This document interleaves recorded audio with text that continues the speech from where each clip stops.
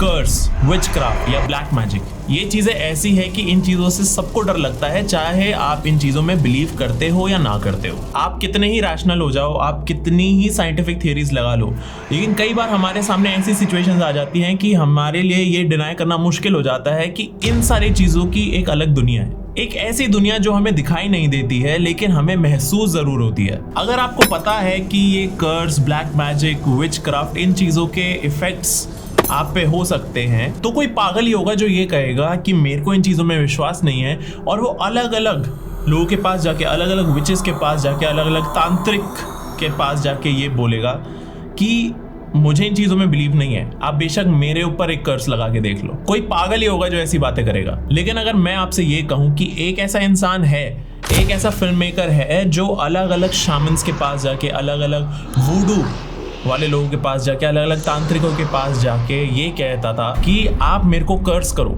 I want to see what happens, तो आप क्या सोचोगे इस इंसान के बारे में? आज उसी इंसान के बारे में बात करने वाले हैं। आज हम उस डॉक्यूमेंट्री के बारे में बात करने वाले हैं जो ये फिल्म मेकर बना रहा था, और इस फिल्म मेकर को द कर्स्ड मैन भी बोला जाता है। और कमाल की बात यह है कि ये जो डॉक्यूमेंट्री इस फिल्म मेकर ने बनाई थी, कहा जाता है कि ये डॉक्यूमेंट्री भी कर्स्ड है। और जब इस डॉक्यूमेंट्री के बारे में मेरे को पता चला था और मैंने इस डॉक्यूमेंट्री की क्लिप्स देखी थी, तो उसके बाद थोड़े टाइम तक मेरे को भी अजीबोगरीब सपने आए हैं, मेरे को भी अजीब फील हुआ है।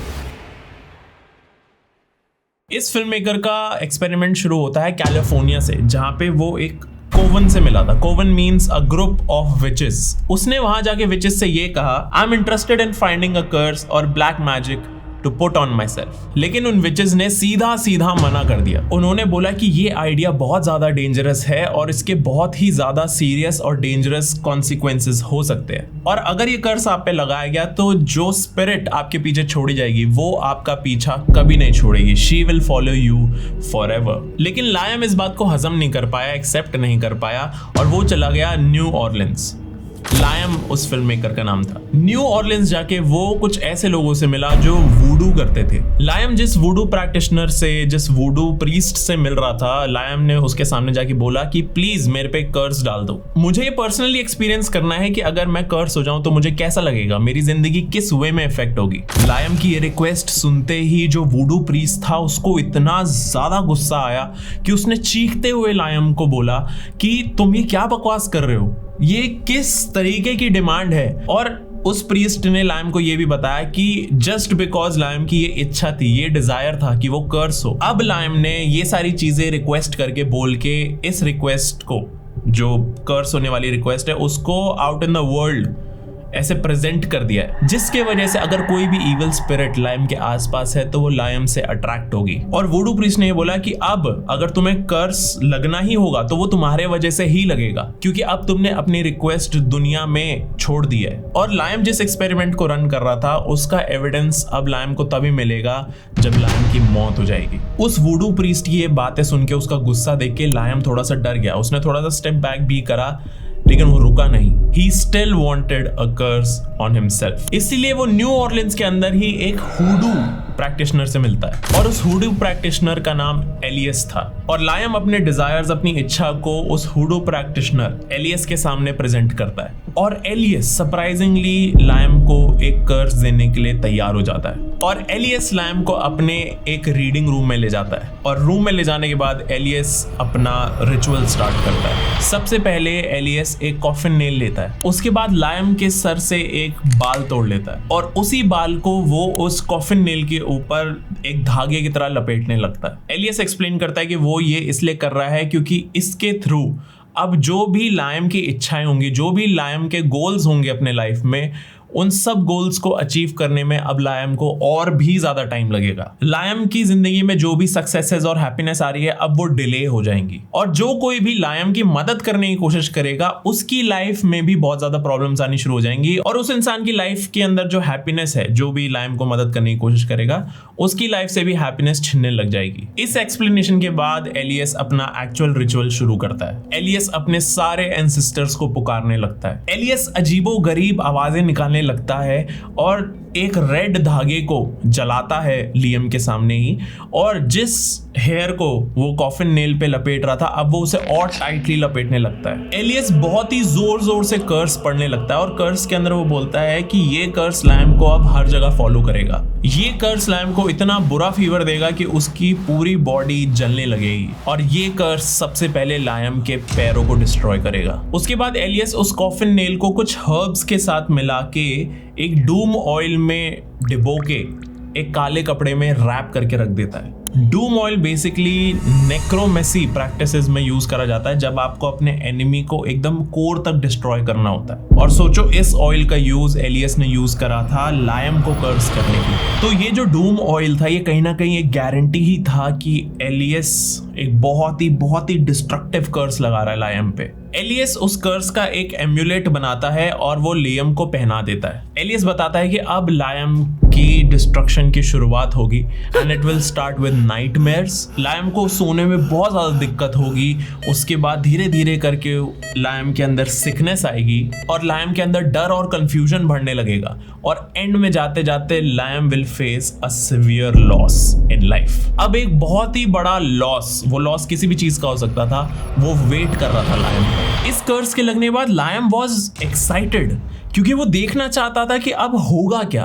उसको सही में देखना था कि अगर ये कर्स काम करता है तो उसकी लाइफ किस लेवल पे चेंज होगी, क्या क्या हो सकता है उसके जीवन में। लायम बहुत ज्यादा एक्साइटेड था और थोड़े दिनों बाद लायम की जिंदगी में चेंजेस आने लगे। सबसे पहले तो लायम को बहुत ही अनसेटलिंग ड्रीम्स आने लगे और उसके ड्रीम्स नाइटमेयर्स में कन्वर्ट हो गए थे, और वो कोई नॉर्मल नाइटमेयर्स नहीं थे, वो नाइटमेयर्स बहुत ही ज्यादा सिनिस्टर और वॉयलेंट थे नेचर में। लेकिन इसके बाद भी लायम कन्विंस्ड नहीं था कि उस पे कोई कर्स हुआ है, तो अब लायम ने डिसाइड करा कि वो एक और जगह जाएगा, और इस बार वो आया to the land of black magic, India में। लायम सीधा कैलिफोर्निया से आया अपने इंडिया के नॉर्थ ईस्ट के मयोंग विलेज में।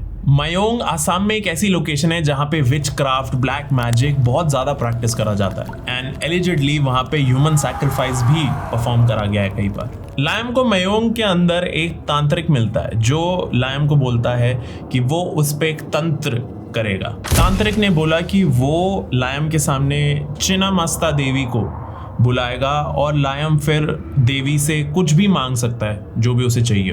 तुम में से काफी लोगों को नहीं पता होगा कि चिनामास्ता देवी इज द गॉडेस ऑफ तांत्रिक विद्या एंड ब्लैक मैजिक। लायम जब इंडिया में था उसने अपनी एक इंडियन लोगों की टीम बनाई हुई थी, और जब पूरी टीम और लायम ने उस तांत्रिक से बात करी थी और जैसे ही तांत्रिक ने अपने मुंह से चिनामास्ता देवी बोला था, लायम की पूरी इंडियन टीम घबरा गई थी।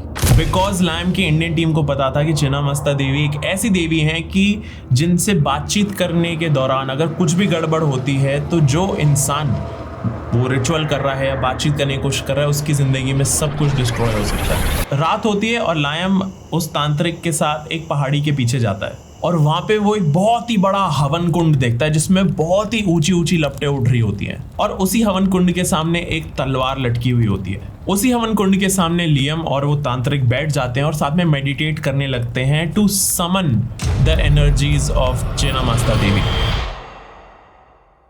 To be very honest, nothing happens. इतना सब कुछ करने के बाद, इतने रिचुअल्स के बाद कुछ होता नहीं है, और लियम डिसाइड करता है कि अब वो नेक्स्ट स्टेज पे जाएगा। नेक्स्ट स्टेज मतलब एक रियल कर्स ढूंढना, और जो नेक्स्ट स्टॉप था लियम के लिए वो था Mexico, and Mexico is very popular for shamanism. Liam को मेक्सिको पहुंच के पता चलता है कि मेक्सिको में मेल एंड फीमेल विचेस होते हैं जिन्हें ब्रूजोस और ब्रूजास कहा जाता है। लियम को मेक्सिको पहुंच के एक ब्रूजोस मिलता है जिसका नाम था हरमानो जुआन। जुआन बताता है कि वो एक शामन है, एक ब्लैक प्रीस्ट है, एंड साथ ही साथ एक विच है। और ब्लैक प्रीस्ट का ये मतलब होता है कि वो शामनिज्म के साथ साथ सेटन को भी वर्शिप करता है। जुआन बोलता है कि सेटन कैन ग्रांट योर विशेस और कैन ब्रेक यू मेंटली। तो वो सीधा सीधा लियम से पूछता है कि तुम्हें क्या चाहिए। तो लियम बताता है कि वो कुछ अनयूजुअल ढूंढ रहा है, वो एक कर्स ढूंढ रहा है जो लियम पे करा जा सके। तो वो पूछता है जुआन से कि क्या तुम्हारे पास कुछ ऐसा है। तो जुआन बताता है कि मैं तुम्हें कर्स नहीं दूंगा, तुम्हें कर्स खुद सेटन से मांगना पड़ेगा। और यहाँ पे स्टोरी बहुत ही ज्यादा डरावनी हो जाती है। अब हरमानो जुआन लियम को सीधा सीधा सेटन से मिलवाने वाला था। जुआन लियम को लेके अपने सैटेनिक ब्लैक मास्क के साथ एक अंडरग्राउंड सेरेमोनियल रिचुअल में ले जाता है। वो एक ऐसा रूम था जिसके अंदर सारी लाइट्स रेड थी और सबने ब्लैक पहना हुआ था टू इम्प्रेस सेटन। हरमानो जुआन वहां पूरे ग्रुप के ब्रूजो थे एंड उन्होंने एक सैटेनिक जैकेट पहनी हुई थी जिसके ऊपर एक सैटेनिक पेंटाग्राम भी बना हुआ था। जुआन ही इस पूरे रिचुअल को लीड करने वाला था और अब वक्त था सैटेनिक रिचुअल को स्टार्ट करने का। जुआन सबसे पहले कमरे में रखे हुए एक बहुत ही स्कैरी सेटन के स्टैचू के सामने खड़ा होकर प्रे करने लग जाता है और वो बहुत ही पोलाइटली उस स्टैचू से रिक्वेस्ट करता है to open the portal and to begin the ritual. Juan एक चिकन को लेता है और उसके गले के ऊपर एक स्लाइस करता है और वो स्लाइस इतना प्रिसाइज होता है क्योंकि उसका इंटेंशन यही होता है कि वो जो चिकन है उसका खून निकलता रहे लेकिन वो मरे भी ना और वो जिंदा रहते रहते फड़फड़ाता रहे। वो चिकन बहुत ज़्यादा तेज़ी से और बहुत ज़ोर से तड़प रहा होता है और जुआन उस चिकन को लेके सबसे पहले सेटन को ऑफर करता है और उसके बाद उसी चिकन के खून को पूरे रूम में छिड़कने लगता है। एक सैटेनिक कल्ट की तरह सारे मेंबर्स एक एक करके अब स्टैचू के सामने आ रहे थे और एक एक करके बाउ डाउन कर रहे थे स्टैचू के सामने। और जब सब ने अपना सर झुका लिया था सेटन के सामने तो अब बारी आई लियम की। लियम ने भी सेटन के सामने सर झुकाया और अपनी विश मांगी टू बी कर्स्ड और इसके बाद जुआन ने रिचुअल को एंड करा by burning a huge pentagram sign. इसके बाद लग रहा था कि रिचुअल अब एंड हो चुका है लेकिन रिचुअल अभी खत्म नहीं हुआ। इसके बाद लियम को एक खाली केव के अंदर ले जाया गया और वहीं छोड़ दिया गया। वहां पे जाके लियम को अपनी रिक्वेस्ट एक पेपर पे लिख के सबमिट करनी थी जिससे कि वो ऑफिशियली एक पैक्ट में आ सके विद द सेटन। जिस खाली केव के अंदर लियम को एंटर कराया गया था, लियम नोटिस करता है कि उसी केव के एकदम सेंटर में एक बड़ा सा सेटन का स्टैचू है with a cigarette in his mouth. थोड़े टाइम बाद जुआन भी वहां पे आता है और बोलता है लियम को कि अपनी रिक्वेस्ट जो है जो उस पेपर में लिखी हुई है वो सेटन को सबमिट करो और फिर जुआन बताता है लियम को कि कैसे इस पैक्ट को अब सील करना है यूजिंग लियम्स ब्लड। लियम वहां पे अपना ब्लड ऑफर करता है और लियम और सेटन के बीच में एक डील सील हो जाती है और यहीं से लियम का नाम अकर्स्ड मैन भी पड़ता है क्योंकि इस पॉइंट से लियम एक नहीं बल्कि दो कर्सेस लेके घूम रहा था। एक कर्स जो उसने न्यू ऑर्लिन्स से लिया था और दूसरा कर्स जो अभी अभी इसने सेटन से एक पैक्ट बना के लिया है।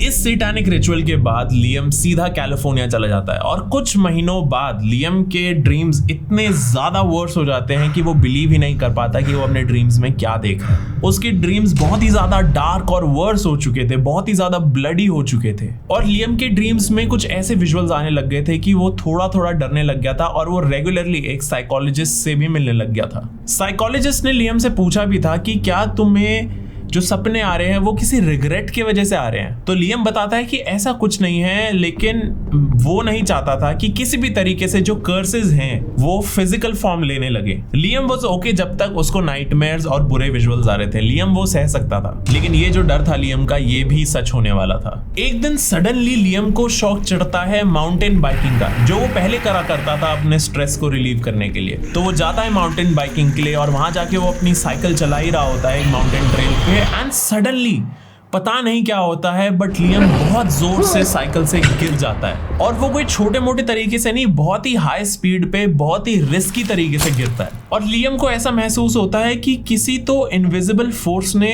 उसे धक्का दिया है। लियम अपनी गलती की वजह से नहीं गिरा है। लियम इतने बुरे तरीके से गिरता है कि लियम के नीज पे एक बहुत ही मेजर और बड़ा कट लग जाता है, इतना गहरा कट कि लियम को स्टिचेस तक लगवाने पड़ते हैं। लियम के पैरों की हालत बहुत ज्यादा खराब हो जाती है और इतनी ज्यादा खराब हो जाती है कि लियम बेड रिडन हो जाता है। लियम के पैर बहुत ज्यादा स्वेल हो जाते हैं और उसको डॉक्टर बोलते हैं कि वो कम से कम 5-6 हफ्तों तक अपने बेड से नहीं हिल सकता। अब लियम बहुत ज्यादा डर जाता है क्योंकि उसे चाहिए था कि उस पे कोई भी जो कर्स हो रहा है वो सिर्फ उसे मेंटली इफेक्ट करे, लेकिन अब जो भी कर्सेस उसने खुद पे करवाए थे उन्होंने एक फिजिकल अटैक का फॉर्म ले लिया था। लियम को इतना ज्यादा डर लगने लग जाता है कि वो अपनी सारी फुटेजेस वापस से रीवॉच करता है, उन सारे कर्सेस की, उन सारे रिचुअल्स की, उन सारे लोगों की जिनसे वो मिला था। लियम वो सारी फुटेज देख देता है जो उसने अपनी डॉक्यूमेंट्री के लिए रखी थी और उसके अंदर उसे कुछ ऐसा दिखता है जिसने उसके होश उड़ा दिए थे। तुम्हें याद होगा कि लियम एक हुडू प्रैक्टिशनर से मिला था और उसने जब लियम को कर्स दिया था उसने सीधा सीधा बोला था कि जो ये कर्स है वो सीधा सीधा लियम के पैरों पे अटैक करेगा और लियम का फिजिकल डिस्ट्रक्शन उसके पैरों से शुरू होगा। जब लियम ये फुटेज दोबारा से देखता है तो लियम की तो सांसें रुक जाती हैं क्योंकि उसे समझ आ जाता है कि एक तो कर्सेस ने फिजिकल फॉर्म ले लिया है और अब उसकी डिस्ट्रक्शन की शुरुआत हुई है with his legs not working. Liam ये सारी बातें रियलाइज करके इतना ज्यादा डिप्रेस्ड हो जाता है कि उसको नींद आनी बंद हो जाती है। लियम ने अब पूरा दिन पैरानॉइड रहना शुरू कर दिया था। लियम को इतना ज्यादा डर लगने लग गया था, इतना ज्यादा अजीब लगने लग गया था उसे, क्योंकि उसे हर टाइम यही लगता रहता था कि कभी भी उसके साथ कुछ भी फिजिकली बुरा हो सकता है, कभी भी उसको कहीं से भी चोट लग सकती है या फिर कुछ बहुत ही बुरा हो सकता है उसके साथ। और अब इस पॉइंट पे लियम को फर्क भी नहीं पड़ता था कि कर्सेस असली होते हैं या नहीं, वो बस हर चीज को रोक देना चाहता था, वो इस सफरिंग से निकलना चाहता था। फाइनली लियम वापस उस कोवन में जाता है जहां पे वो स्टार्टिंग में गया था और वहां जाके अपनी पूरी सिचुएशन समझाता है कि उस पे 2 कर्सेस हैं और उसे अब इन कर्सेस से निकलना है। And for the last time Liam एक विच रिचुअल करता है जहां पे उन दोनों विचेस ने सारी व्हाइट, ब्लैक, ग्रे, रेड सारी स्पिरिट्स को बुला लिया था टू हील लियम, और उन्होंने लियम के पहने हुए उस कर्स्ड एम्युलेट को भी तोड़ दिया। और उसके बाद उन्होंने कहा लियम को कि एक शीशे के सामने खड़े हो जाओ and start screaming as loud as possible. ये एक तरीके से एक प्रैक्टिस थी टू एंड द पैक्ट जो लियम ने सेटन के साथ बनाया था। एंड लास्टली सारे कर्सेस खत्म हो गए। ऑनेस्टली बताऊं तो मैं इन चीज़ों में बिलीव करता हूं या नहीं करता, मतलब मैं इस क्वेश्चन का आंसर नहीं कर सकता एंड आई थिंक तुम लोग भी नहीं कर सकते, क्योंकि ये एक ऐसा सवाल है जिसको बिलीव करने में थोड़ा जोर लगता है लेकिन इनको डिनाई करने में ज़्यादा जोर लगता है, बिकॉज यू नेवर नो किस स्पिरिट को, किस चीज़ को तुम्हारी ये बात पसंद ना आए। और हो सकता है किसी इंसान को भी ये बात पसंद ना आए जो तुम पे ऐसे ही कर्सेस डाल सकता। ये एक ऐसी दुनिया है जिसके बारे में हम कहानियां सुनते हैं तो हम बहुत फैसिनेट होते हैं, हमें बहुत मज़ा आता है कि वाह क्या हॉरर स्टोरी थी, बट भगवान ना करे कि ऐसा कुछ तुम्हें कभी फेस करना पड़े। तुम्हारी फैमिली में या फिर तुम्हारे जान पहचान में कोई ना कोई ऐसा इंसान जरूर होगा जिसके पास ऐसी एक पर्सनल स्टोरी होगी। तो जब भी कभी तुम्हें ऐसे डाउट आने लगे कि यार ये चीज़ें असली होती भी हैं या नहीं, तो अपनी ही उन स्टोरीज को याद कर लिया करो, या फिर ये जो स्टोरी मैंने आज सुनाई है द कर्स्ड मैन की, तुम इस स्टोरी को भी याद कर सकते हो एंड तुम ये सोच सकते हो कि ज़रूरी नहीं है कि हर वक्त तुम इन ताकतों को डिनाई करो। It's not necessary.